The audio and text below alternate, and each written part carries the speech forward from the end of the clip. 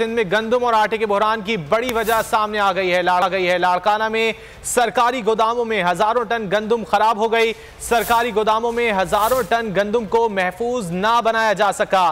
गंदम फीमन 4000 मुकर्रर करने के बाद माफिया ने जखीरा अंदोजी शुरू कर दी। जखीरा अंदोजी से आटा 120 रुपए फी किलो फरोख्त होने लग गया। सैलाबी सूरत हाल से आइंदा सीजन में गंदम काश्त नहीं हो सकेगी। सिंध में आटे के बहरान के हवाले से अहम खबर दे रहे हैं आपको। सिंध में गंदम और आटे के बहरान की बड़ी वजह सामने आ गई है। लाड़काना में सरकारी गोदामों में हजारों टन गंदम खराब हो गई है। सरकारी गोदामों में हजारों टन गंदम को महफूज ना बनाया जा सका। गंदम फीमन 4000 मुकर्रर करने के बाद माफिया ने जखीरा अंदोजी शुरू कर दी। जखीरा अंदोजी से आटा 120 रुपए फी किलो फरोख्त होने लग गया। तफसीलात जान लेते हैं शिराज पठान से। शिराज, आगाह कीजिएगा।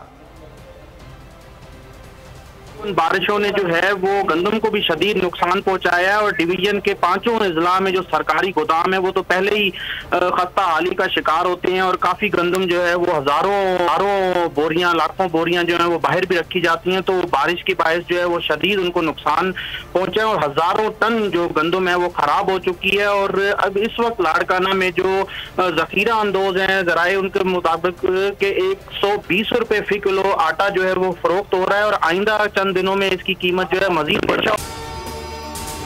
अगर आपको ये वीडियो पसंद आए तो लाइक पर क्लिक करें।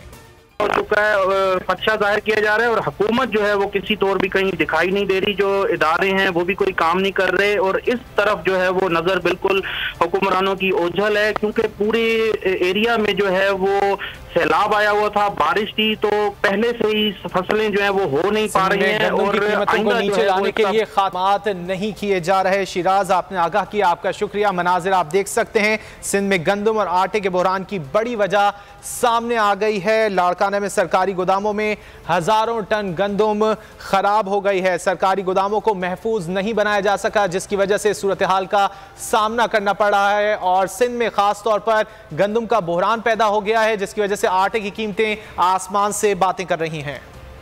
मैं हूं इमरान रियाज खान। अब आप मुझे देख पाएंगे सिर्फ बोल न्यूज़। इमरान रियाज खान साहब जो हैं वो बोल फैमिली का हिस्सा बन गए हैं। बड़े अरसे बाद किसी चैनल ने हौसला किया है तो मुझे ऐसा लगता था कि हमें बोलने की इजाजत नहीं मिलेगी, लेकिन बोल ने डिसाइड किया कि बोलने की इजाजत वो लेकर देंगे। मुझे बोल की एक चीज बहुत अच्छी लगी कि बोल ने कैटेगोरिकली कहा कि जो करना है करो, हमने अपना कोई बंदा नहीं निकालना।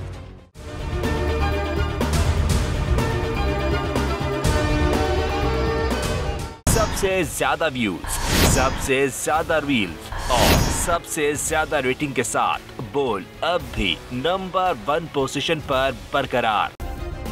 सब्सक्राइब करें और बेल दबाएं ताकि कोई खबर रह न जाए।